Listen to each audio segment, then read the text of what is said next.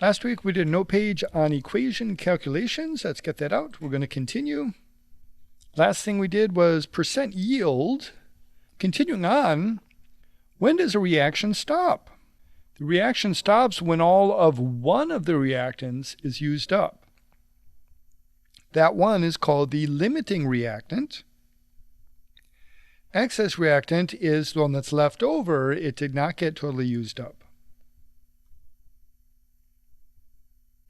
Avogadro's law, equal volumes of gases at the same temperature and pressure have the same number of molecules. Volume of 1 mole of a gas is 22.4 liters. That's for all gases. The condition is a standard temperature and pressure. That's our next chapter. We're going to talk about pressure, temperature, volume, and number of molecules. Example problem. Calculate the volume of 0.881 moles of oxygen at standard temperature and pressure.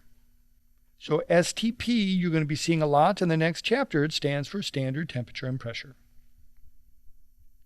So we're going to start with our measurement, 0.88 moles of oxygen.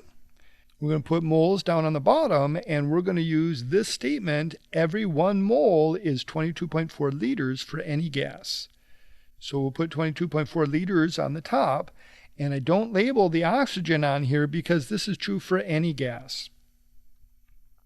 So moles cancels out. We get 19.7344. Looks like we have 3 significant digits, so rounding to 3 places, I have 19.7 liters. That's the unit label, and then the atom also has to be labeled of oxygen. Example 2, how many grams of nitrogen will be contained in a 2-liter flask at STP, standard temperature pressure? So we'll start with our measurement, 2 liters of nitrogen, and liters is on the top, so it goes on the bottom, and we're changing it into moles. So liters cancels out. Now we're not looking for moles of nitrogen, we're looking for grams, so we're going to have another conversion. Moles on the top, moles going to go on the bottom.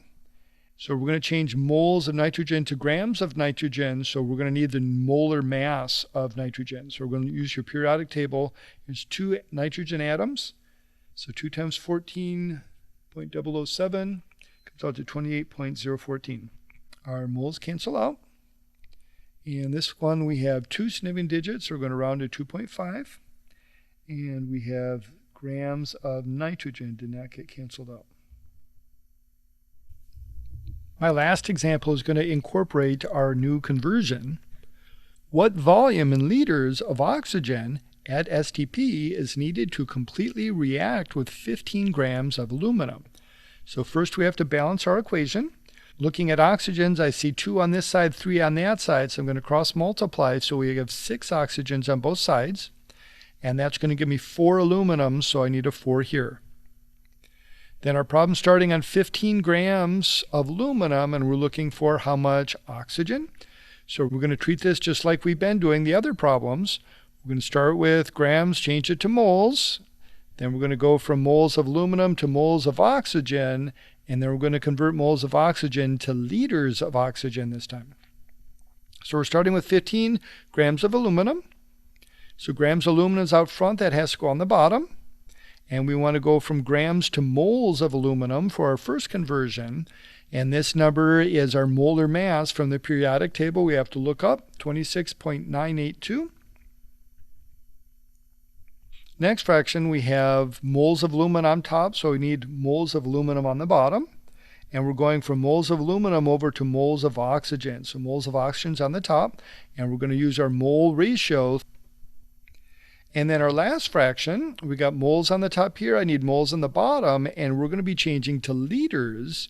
And we know that for any gas, a mole is equal to 22.4 liters. So my moles cancel out. So doing my calculation, I get 9.33955. We have 3 significant digits, so we're going to round this off at 3 places. For my unit label, I have liters from this fraction, and I have oxygen from this fraction. So it's 9.34 liters of oxygen gas. End of examples.